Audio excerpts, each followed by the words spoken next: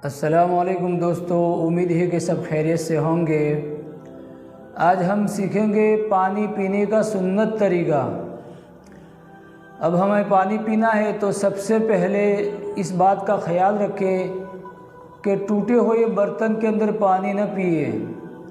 इसी तरह सोने चांदी के बर्तन में पानी न पिए। और इसी तरीके से कि जो पानी पीने का बर्तन है उसमें सांस न ले, यानी उस गिलास को या उस बर्तन को दूर कर ले फिर सांस ले, उसी के अंदर सांस न ले। अब हमें सबसे पहले पानी पीना है तो पानी की गिलास को हम सीधे हाथ में पकड़ेंगे। जैसे पानी का गिलास है, मैंने इसको सीधे हाथ में पकड़ लिया। उसके बाद में पानी के अंदर देख ले कोई कचरा, कोई बाल, कोई जानवर जिससे हमें नुकसान हो वो चीज़ तो नहीं है। और बैठकर पानी पिए। हाँ, खड़े होकर कब पी सकते हैं? जबकि कोई इंसानों का रश हो, यानी भीड़ हो, आदमियों की बैठने की जगह न हो, तो ऐसे वक्त में हम खड़े होकर पानी पी सकते हैं। या कोई कीचड़ वाली जगह है तो ऐसे वक्त में हम खड़े होकर पानी पी सकते हैं। बाकी बिला ज़रूरत खड़े होकर पानी न पिए और बैठकर ही पानी पीना सुन्नत है। हाँ, वज़ू का बचा हुआ पानी है, आबे ज़मज़म है, आप खड़े होकर पी सकते हैं। तो सबसे पहले गिलास को सीधे हाथ में पकड़ ले, उसके बाद में पानी के अंदर देख ले और बिस्मिल्लाह पढ़ ले और बैठ जाए और 3 सांस में पानी पिए। 3 सांस किस तरीके से? कभी पानी को थोड़ा थोड़ा करके अपने हलक में उतारना है, यानी चूस चूस कर पानी को पीना है। धीरे धीरे थोड़ा थोड़ा करके पानी उतारे हम। का इससे क्या फ़ायदा होगा कि पानी पीते पीते हमें सांस चढ़ेगा, तो इस वक्त जो सांस चढ़ेगा तो बाद में हमें सांस की बीमारी यानी दम की बीमारी नहीं होगी। इसलिए पानी को थोड़ा थोड़ा, और मोटापे को ख़त्म करने का भी ज़बरदस्त इलाज है ये।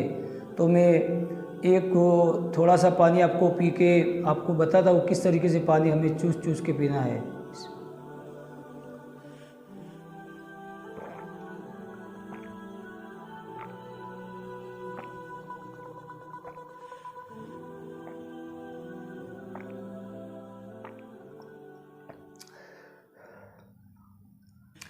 तो इस तरीके से मैंने बर्तन को भी तुरंत दूध कर दिया, मेरा सांस चढ़ा था, मैंने सांस भी ले ली। तो इस तरीके से थोड़ा थोड़ा करके पानी पिए। और अब हमने ये सारी सुन्नतें ज़िंदा कर दी। अब एक बाकी है कि पानी पीने के बाद में अल्हम्दुलिल्लाह कह दे।